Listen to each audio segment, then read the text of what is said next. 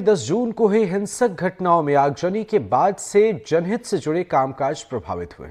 व्यवस्था को पटरी पर लाने के लिए लगातार कोशिश की जा रही है और काम चल रहा है। एक तरफ जहां मरम्मत का काम हो रहा है तो वहीं दूसरी ओर आग से हुए नुकसान का और खराब हुए दस्तावेजों को भी इकट्ठा किया जा रहा है। कलेक्टर दीपक सोनी ने बताया कि तोड़फोड़ और जलाए गए सरकारी और निजी वाहनों के 118 मालिकों ने अब तक आवेदन किया है। साथ ही पीडब्ल्यूडी नुकसान का आकलन कर रही है। हमारे संवाददाता दीपेंद्र शुक्ला ने आगजनी में प्रभावित हुए और चीजों को लेकर पुलिस अधीक्षक कार्यालय का जायजा लिया है। देखिए एनडीटीवी की ग्राउंड रिपोर्ट। बलौदाबाजार जिले में अब जिला कार्यालय परिसर में सभी विभाग क्रियाशील हो गए हैं। सभी अधिकारी कर्मचारी जो है समय पर ऑफिस में उपस्थित रहते हैं और नागरिकों की, जिला वासियों की सेवाएं देने के लिए यहाँ पे उपलब्ध है। और सभी विभागों में नागरिकगण अपनी आवेदन लेके आ भी रहे हैं और अपनी समस्याओं को भी निराकरण करा रहे हैं, जो सतत रूप से प्रक्रिया शुरू हो चुकी है। और लॉ एंड ऑर्डर के लिए जो है पूर्ण रूप से जो है जिले में व्यवस्था की गई है, जिसमें कि एसपी साहब जो हैं वो इन्वेस्टिगेशन भी कर रहे हैं। और साथ ही हमारे जो जिले में जो ये लॉ एंड ऑर्डर को देखते हुए जितने एसडीएम से हमारे रेवेन्यू अधिकारी हैं, पुलिस के विभाग के जितने अधिकारी हैं, उन सबको निर्देशित कर दिया। बलौदाबाजार आगजनी के बाद लगातार काम चल रहा है, मजदूर मेंटेनेंस में लगे हुए हैं। इस वक्त हम मौजूद हैं पुलिस अधीक्षक कार्यालय बलौदाबाजार में और आपको दिखा रहे हैं कि किस तरह से अव्यवस्था जो अभी भी फैली हुई है।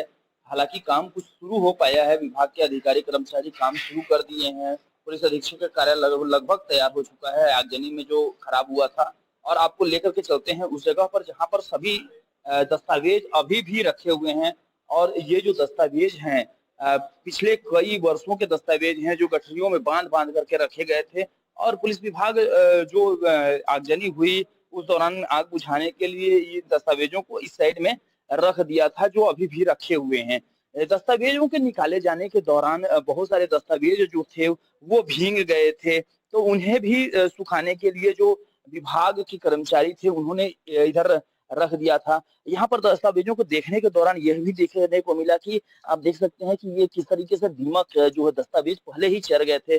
जो आगजनी में नुकसान तो हुआ ही हुआ, उससे पहले जो संधारण में जो लापरवाही बरती गई उसकी वजह से जो दस्तावेज थे उसको दीमक चढ़ गए हैं, तो ये भी देखने को यहाँ पर मिला है। साथ ही आपको लेकर के चलते हैं जो दस्तावेजों को किस तरह से सुखाया गया है, यह दिखलाने के लिए कि जो रोजनामचा वगैरह थे वो यहाँ पर सुखाए गए हैं। और बड़ी संख्या में जो पुलिस विभाग में रोजनामचा है, पुलिस अधीक्षक कार्यालय में जो रोजनामचे आते हैं वो रोजनामचा जो है यहाँ पर सुखाया गया है, क्योंकि ये गीले हो चुके थे। और आप देख सकते हैं कि ये जो रोजनामचे हैं ये यहाँ पर पड़े हुए हैं।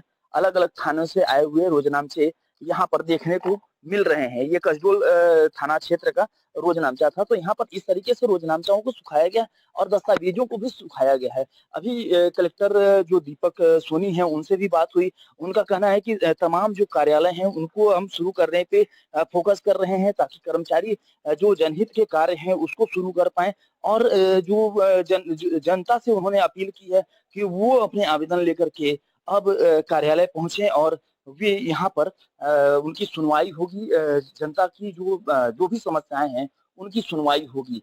और इस साथ में ही अभी सोशल मीडिया से संबंधित मॉनिटरिंग सेल की भी व्यवस्था की जा रही है और दूसरी भी व्यवस्थाएं जो क्षतिपूर्ति से संबंधित है उसकी भी व्यवस्थाएं की जा रही है। अब जो पुलिस पहले सोशल मीडिया पर निगरानी रखती थी उसकी जगह पुलिस तो निगरानी रखेगी।